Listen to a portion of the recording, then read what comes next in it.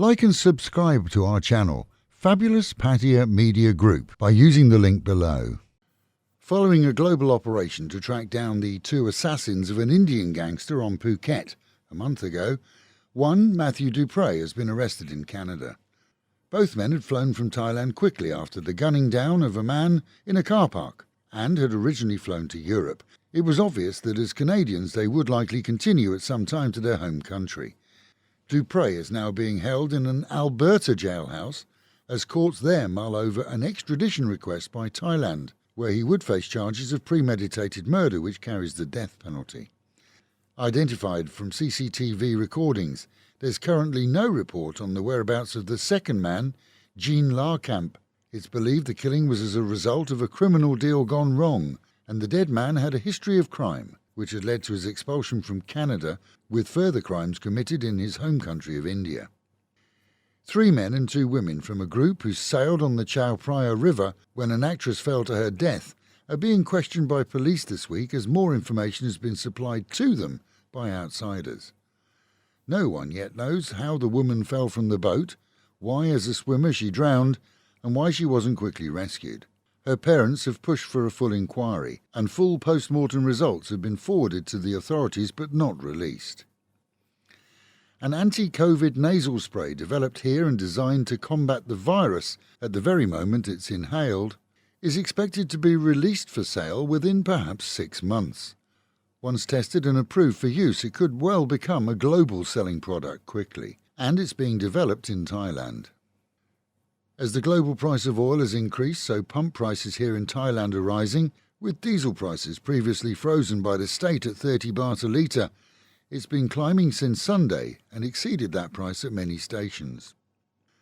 As the central areas of Thailand see the start of the hot and dry season, in the south it's a different story. In excess of 12,000 homes within 7 provinces have been flooded due to continued storms and rain, and dozens of deaths have been associated with flooding or vehicles with passengers falling at bridges which subsided. Residents in many areas have been advised to move to higher ground. The exit of Thais from Ukraine continued yesterday, assisted by embassy teams, seeing some 130 already crossing the border into Poland and hundreds more to follow. This, as many are reported to be stranded in cities where exit is no longer an option, and the Thai government has secured commercial flights for all back to their home country. Hideous online backlashes here in Thailand within the expat community have been highlighted this week not by Russians or Ukrainians, who for the most part have and do live and visit here together in peace. Instead, it's from just a few who are seeking free publicity for their businesses. In at least one case, a Danish-operated real estate agent, claiming of course to be the biggest and the best, has stated that he will no longer do business with potential Russian customers, failing to realise that the conflict in the Ukraine is not the work of the average Russian living here in Thailand or even within Russia itself. The agent instead had sought free PR from his self-promoting statement that they will close all partnerships with Russian people. He actually posted that he hopes that Russians he turns away will, in his words, kill their political, which we can only assume, because English isn't his first language, means politicians. That's turned on him as most social media replies tried to remind him that the Russian population on the whole is peace-loving and not guilty of anything.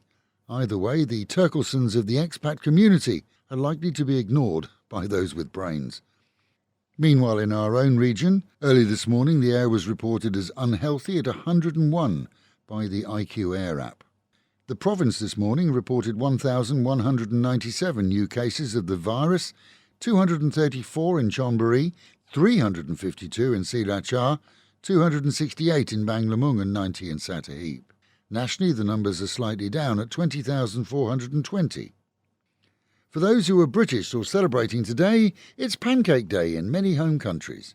Eggs, milk and flour is all that's needed, and all easily available in most stores here. And sometimes, well, it's nice to have a taste of home. And with the Met Office promising highs today of 31, dropping down to 26, with the promise of a hot and humid day and the chance of storms. Local and national news today from Fabulous 103 FM and Fabulous Pattaya Media Group. And to get a notification every time we release another bulletin or programme,